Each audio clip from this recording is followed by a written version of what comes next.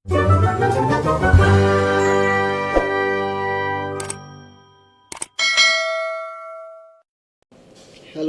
Assalamualaikum warahmatullahi wabarakatuh. Ini masih dalam rangka Sumpah Pemuda ke-94 ya.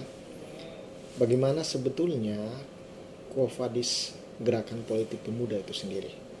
Apakah pemuda akan berada dalam sebuah organisasi kepemudaan untuk mengambil momentum, bermanuver dan melakukan ekspansi ke institusi partai politik dalam rangka mendukung calon presiden atau bakal calon presiden di pemilu atau pilpres 2024, ataukah pemuda yang terbelah dalam sebuah ruang berorganisasi ini yang terpencar kiri dan kanan kemana-mana ini masing-masing mengambil sikap untuk tidak mau bersatu dan bermanuver mencari keuntungan secara pribadi dan secara kelompoknya masing-masing.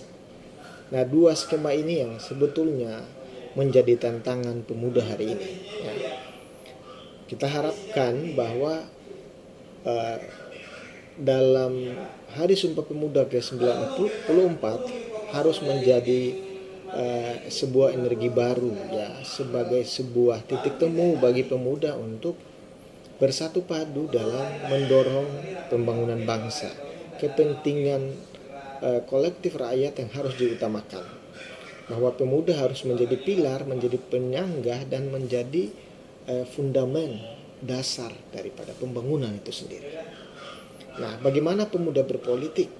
Nah, saya pikir dalam konteks tersebut bahwa pemuda memang tidak bisa hanya mengungkung dirinya atau mengunci dirinya pada ruang-ruang berorganisasi atau pada sebuah ruang polarisasi ya, yang pada akhirnya membuat pemuda itu sendiri tidak bebas mengekspresikan potensial dirinya, tidak bebas menyampaikan pikiran-pikiran dan konstruksi berpikirnya secara leluasa. Konsep-konsep yang dibawa, narasi-narasi besar yang telah disiapkan pemuda tidak tersalurkan ke tempat atau ke jalan yang benar. Nah, harapan kita bahwa jelang Pilpres 2019 pemuda harus bersikap, atau pemuda harus mengambil bagian untuk melahirkan yang namanya bargaining posisi pemuda. Karena apa? Karena pemuda adalah jantung perubahan. Pemuda adalah agen transformasi. Dia punya nilai lebih dibanding masyarakat pada umumnya.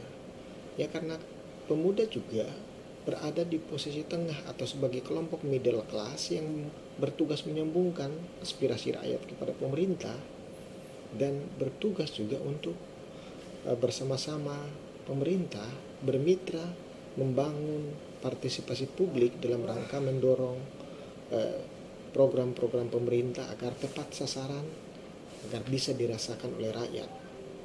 Nah, itu menjadi penting.